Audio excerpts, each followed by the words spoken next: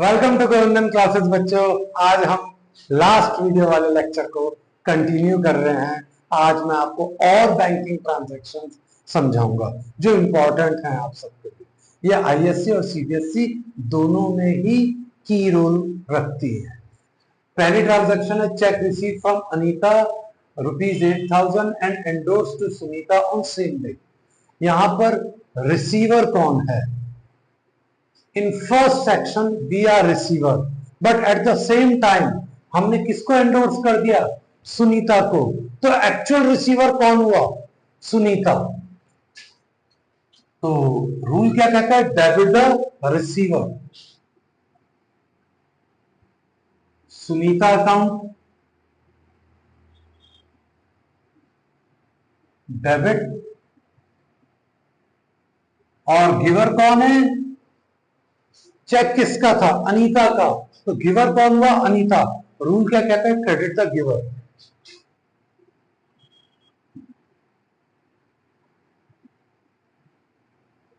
Being cheque endorsed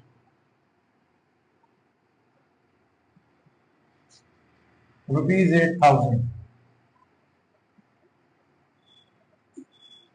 इसको हम एक सिंपल वे में भी कह सकते हैं, इसकी टोपी उसके सर।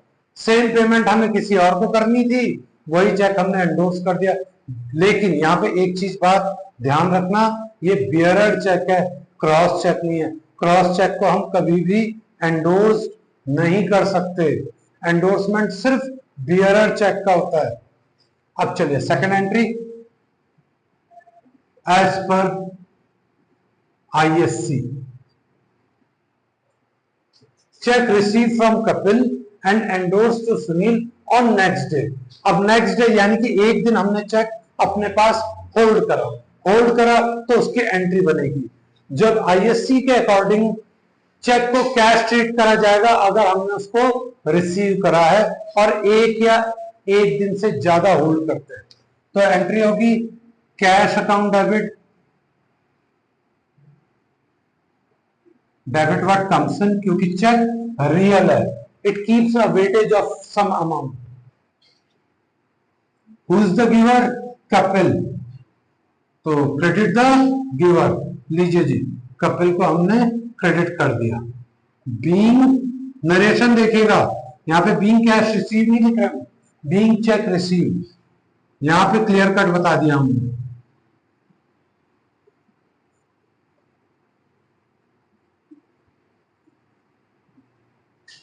₹9,000। सेम चेक हमने किसको एंडोर्स कर दिया?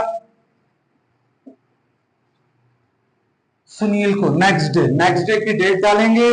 अब रिसीवर कौन है? Sunil.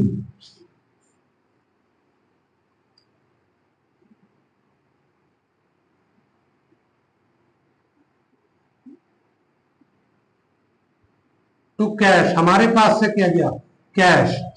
Being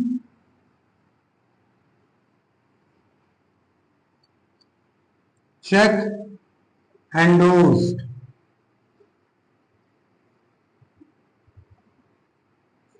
same amount.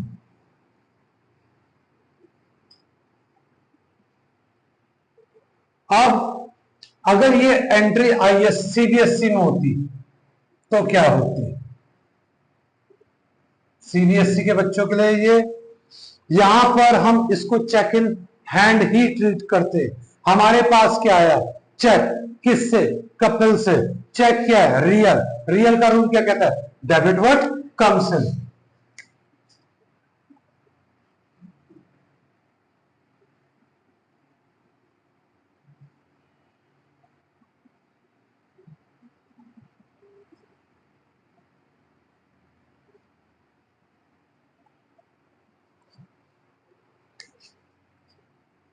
To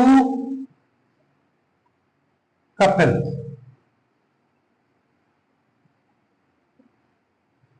amount similar 9,000। Second entry narration, being cheque received, narration will remain same.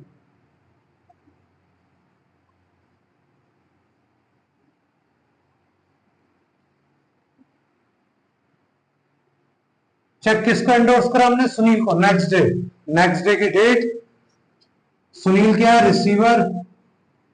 Sunil account debit, debit the receiver. हमारे पास से क्या गया? Cheque, cheque in hand ₹9,000।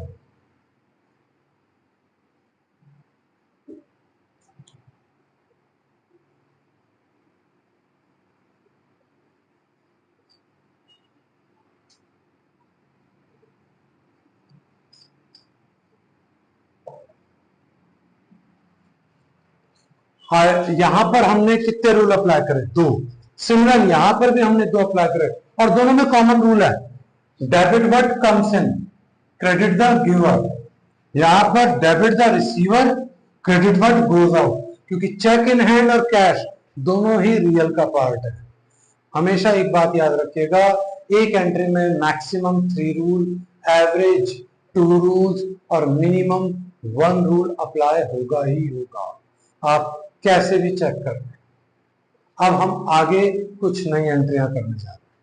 अब बच्चों हम डिसऑनर के ऊपर डील करेंगे। जब चेक डिसऑनर हो जाता है उसे कैसे डील करना है ये हमें समझना है। चलिए, cheque dishonoured received from Radha. हमने चेक किससे रिसीव करा था? राधा से। अब वो कैंसिल हो गया, क्या करें? हम अपने पास तो रखेंगे नहीं, या अपने गले में टांग के तो रखेंगे नहीं, हम किसको लौटाएंगे? राधा को। तो एक्चुअल गिवर कौन है? हमें कौन चेक दे रहा है? बैंक, क्योंकि वो जब हमने बैंक में डिपॉजिट करा होगा तभी डिसऑनर हुआ। तो और हम किसको लौटाएंगे? राधा को। तो एक्चुअल रिसीवर कौन हुआ? राधा। राधा's अकाउंट डेबिट,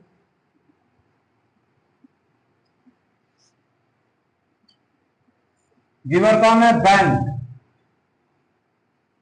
हो सकता है उसके पास इनसफिशिएंट बैलेंस हो, 7,000।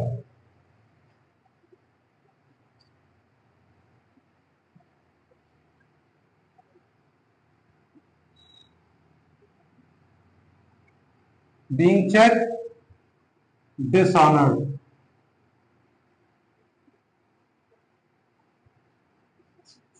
कितने रूल अप्लाई करें हमने यहाँ पे? एक। कौन सा? पर्सनल का, debit the receiver, credit the giver. Second entry, check received dishonored which was received from Kapil which endorsed to Sunil earlier। Cheque हमें कौन लौटाएगा? सुनील। हम किसको लौटाएंगे? कपिल को, क्योंकि डिसऑनर हो गया। तो एक्चुअल रिसीवर कौन हुआ? कपिल।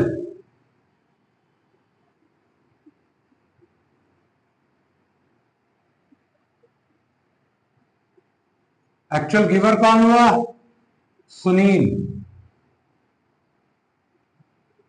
अमाउंट 9,000।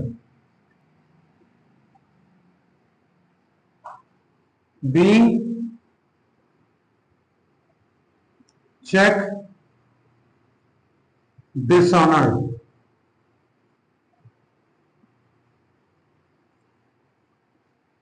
अब हम कुछ और नई ट्रांजैक्शंस कर रहे हैं, चेक कैश डिपॉजिट और cash withdraw from bank. Bank से हम हमेशा कैश ही विड्रू करेंगे। Deposited cash deposited into bank, bank deposited into bank, तीनों ही एक ही चीज है और तीनों के एंट्री भी कॉमन है। बैंक में डिपॉजिट करा तो बैंक अकाउंट डेबिट, हमारे पास से क्या गया? कैश। तो लीजिए to cash account being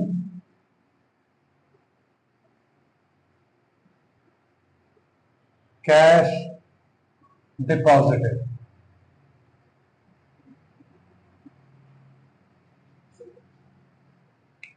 either amount समझने के लिए इजी रहेगा। Withdraw from bank, withdraw from bank for office use. Office के अंदर क्या यूज है ये हम नहीं जानते। पहले कैश आएगा उसके बाद यूटिलाइजेशन होगा। तो कैश आएगा, बैंक से विड्रू करेंगे तो क्या एंट्री बनेगी? कैश अकाउंट डेबिट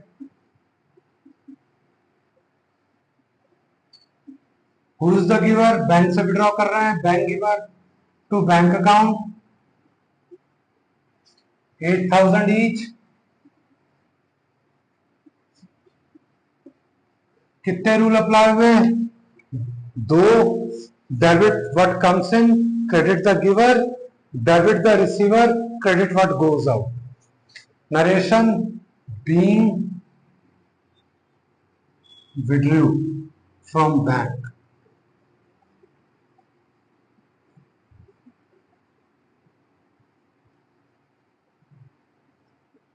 अब हम कुछ और नई ट्रांजैक्शन इसमें करने जा रहे हैं। आई होप यहां तक क्लियर हो गया होगा बच्चों। अब हम कुछ नई जर्नल एंट्रीज करने जा रहे हैं। First one, goods sold to Vimal rupees 1 lakh less 20% trade discount and 5% cash discount, 50% payment received in by cheque. बहुत सारे बच्चे क्या करते हैं, फर्स्ट इस एंट्री में कंपाउंड ट्रांजैक्शन बनाते हैं और उसमें गलती के चांसेस बहुत ज्यादा हो जाते हैं। आप कभी भी इसे कंपाउंड ना बनाएं, आप हमेशा इसको स्प्लिट कर लें, जिससे आपकी कैलकुलेशन थोड़ी बढ़ जाएगी लेकिन एक्यूरेसी प्रॉपर आएगी। जैसे अब देखते हैं इसको, goods sold to Vimal rupees 1 lakh less 20% trade discount. तो गुड्स सोल्ड करा विमल को, तो Vimal receiver, Vimal's account debit to sales account rupees 80,000। हमने इसमें से ट्रेड डिस्काउंट माइनस कर दिया 20%। 1 लाख का 20% 20,000 माइनस करने के बाद 80,000। Being goods sold. अब इसी का part b, 5% cash discount. Cash discount उस अमाउंट पे लगेगा जितना हम उसको कैश पे कर रहे हैं। तो 50% कितना हुआ? 80,000 का 50% 40,000। तो हमें पेमेंट मिली बाय चेक। तो चेक कहां डिपॉजिट होगा फाइनली? बैंक में, क्योंकि कोई इंफॉर्मेशन नहीं दे रखी है। डिस्काउंट हम दे रहे हैं या विमल दे रहा है? अगर पेमेंट हमें मिल रही है तो हम डिस्काउंट अलाउ करेंगे, और वो डिस्काउंट हमारे लिए क्या है? Expenses. All expenses are always debited. Discount allowed account debit. Who is the giver? Vimal, sorry yes Vimal. एक 80,000 का 50% 40,000। 40,000 में से 5% कैलकुलेट करिए 2,000, यानी कि हमको पेमेंट कितने का मिला? 38,000 का। बीइंग चेक रिसीव्ड, और पेमेंट रिसीव्ड भी लिख सकते हैं। अब इस बात को समझिए, यहां पर कितने रूल अप्लाई हुए? 3। डेबिट, सॉरी यहां पे 2 रूल अप्लाई हुए। Bank account debit, personal debit the receiver, discount allowance debit, debit all expenses, और विमल क्रेडिट, क्रेडिट द गिवर। यहां पर कितने रूल अप्लाई हुए? 2। Debit the receiver, credit what goes out. अब आते हैं हम नेक्स्ट एंट्री पे, एंट्री नंबर 2। एंट्री नंबर 2 कहती है interest allowed by bank. Bank ने इंटरेस्ट अलाउ करा। प्लीज ध्यान दीजिए, इंपॉर्टेंट पार्ट है ये सब, please focus everyone. Interest allowed by bank, bank interest allow करेगा। बैंक हमें बुलाएगा नहीं कि भाई साहब मैं आपको इंटरेस्ट दे रहा हूं, वो सीधा हमारे अकाउंट में ट्रांसफर कर देगा। अगर बैंक हमें इंटरेस्ट अलाउ कर रहा है, हमारे लिए क्या है? इनकम या expenses? Income. Income are always credited. तो लीजिए जी, टू इंटरेस्ट रिसीव। डेबिट किसे करें? बैंक ने अलाउ करा, आएगा किसके अकाउंट में, हमारे अकाउंट में। तो फाइनली रिसीवर कौन हुआ, बैंक हमारे लिए। तो debit the receiver, bank account debit. कितने रूल अप्लाई हुए यहां पर, दो। Debit the receiver, credit all income. कितना, 400 रुपए। Being interest received. अब entry number 3, interest charge by the bank. कभी भी आप अपने पेरेंट्स की पासबुक देखो, उसमें से बैंक चार्ज करता है, वो डायरेक्ट सब्ट्रैक्ट कर लेता है, वो हमें सिर्फ मैसेज भेज देता है हमारे फोन पर। ये राइट बैंक के पास है चार्जेस सब्ट्रैक्ट करने के। Interest charge by the bank, bank अगर इंटरेस्ट चार्ज करेगा तो हमारा कैश बढ़ेगा या घटेगा, हमारे लिए इनकम है या एक्सपेंसेस, एक्सपेंसेस, क्योंकि बैंक चार्ज कर रहा है। और all expenses are always debited. तो लीजिए इंटरेस्ट अकाउंट डेबिट टू, हमारी तरफ से कौन पेमेंट करेगा, बैंक ही पे करेगा। तो गिवर कौन हुआ, बैंक, टू बैंक अकाउंट। कितने रूल अप्लाई हुए यहां पर, दोनों एंट्रियों में दो रूल अप्लाई हुए। Debit the receiver, credit all income, debit all expenses, credit the giver. Being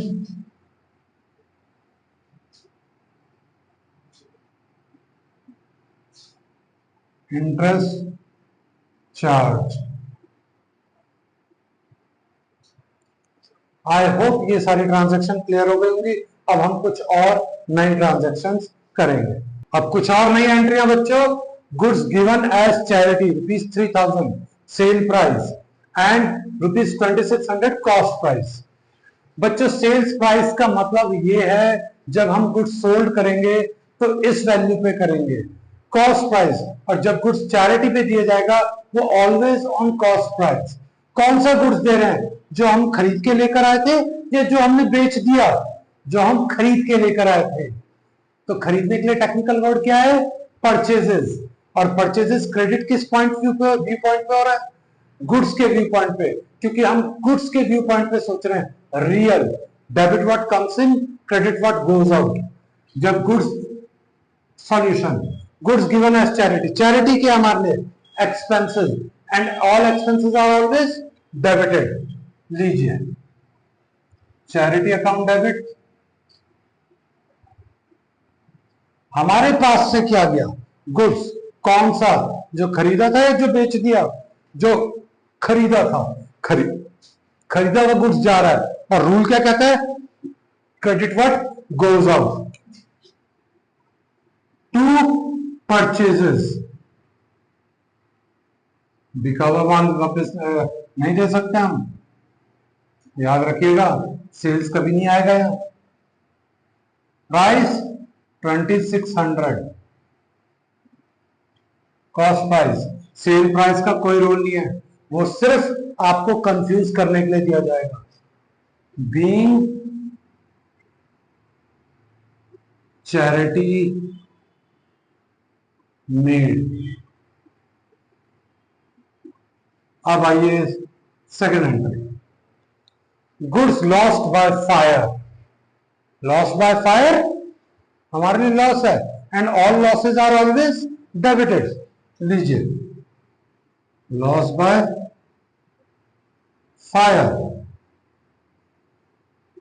debit, हमारे पास से क्या गया, कैश या गुड्स, गुड्स। और गुड्स क्या है, रियल। रूल क्या कहता है, क्रेडिट व्हाट गोज आउट। कौन सा गुड्स गया, जो खरीद के लेकर आए थे या जो बेच दिया, भाई साहब जो खरीद के लेकर आए थे। तो technical word to purchases.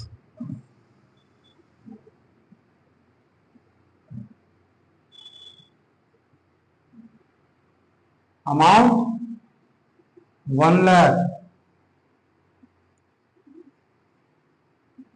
being goods lost by fire। अब इसी की सेकेंड एंट्री, क्योंकि 80% क्लेम एडमिट हुआ, इसका मतलब इंश्योरेंस कंपनी हमको 80% का क्लेम देगी, तो बाकी 20% कौन बियर करेगा? हम खुद। हम खुद का मतलब हमारा बिजनेस, और हमारे बिजनेस में हम लॉसेस कहां दिखाएंगे? प्रॉफिट एंड लॉस अकाउंट में। तो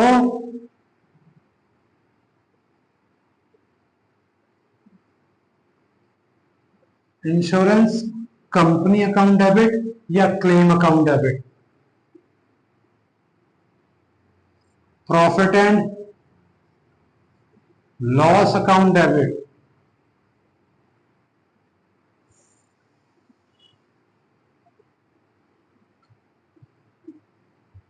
to loss by fire.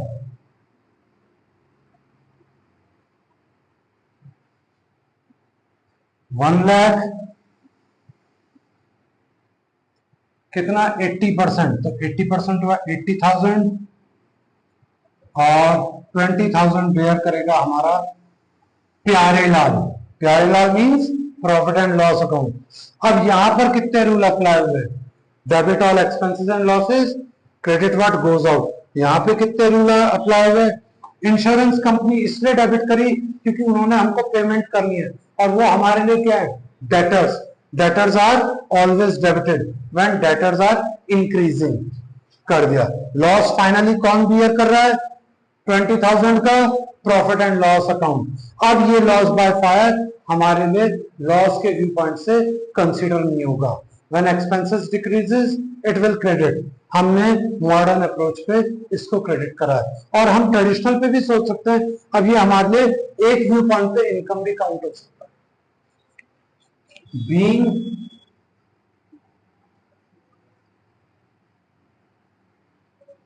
Claim admitted.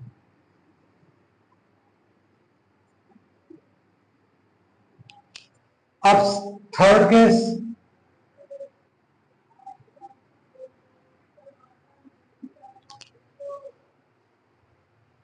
Goods loss by fire ₹1,00,000। Entry will remain same जो हमने सेकंड में करी।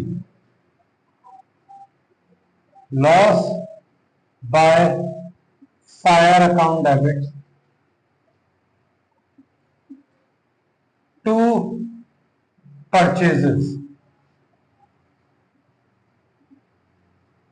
being goods lost ₹1,00,000।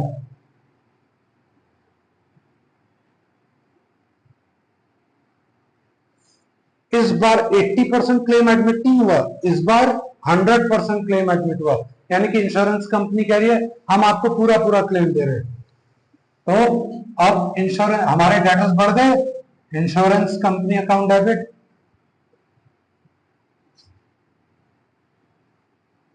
टू वो लॉस बाय फायर जो हमारे लॉस था।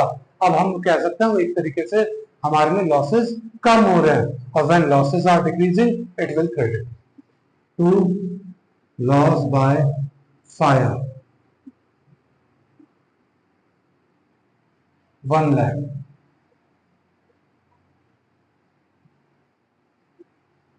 being claim admitted।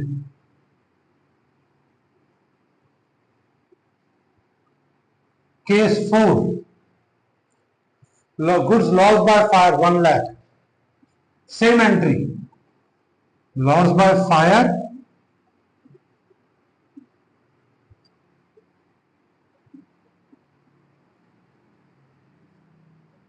to purchases।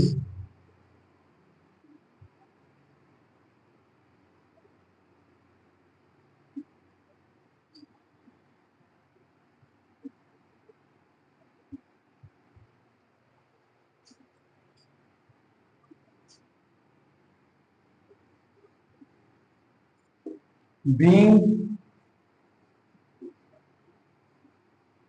goods lost,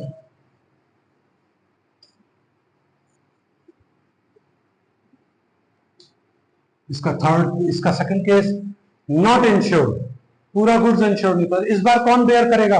हमारा profit and loss account. Profit and loss account debit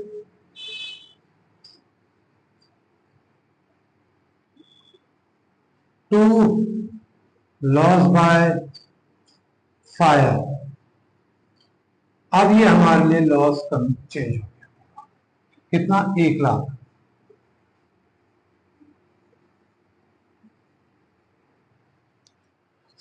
अब लॉस बाय फायर को इसलिए क्रेडिट करा क्योंकि अब हम बेयर नहीं करेंगे, हमारे बिजनेस का profit and loss account bear करेगा, इसलिए हमने सब कुछ उस अकाउंट में ट्रांसफर कर दिया।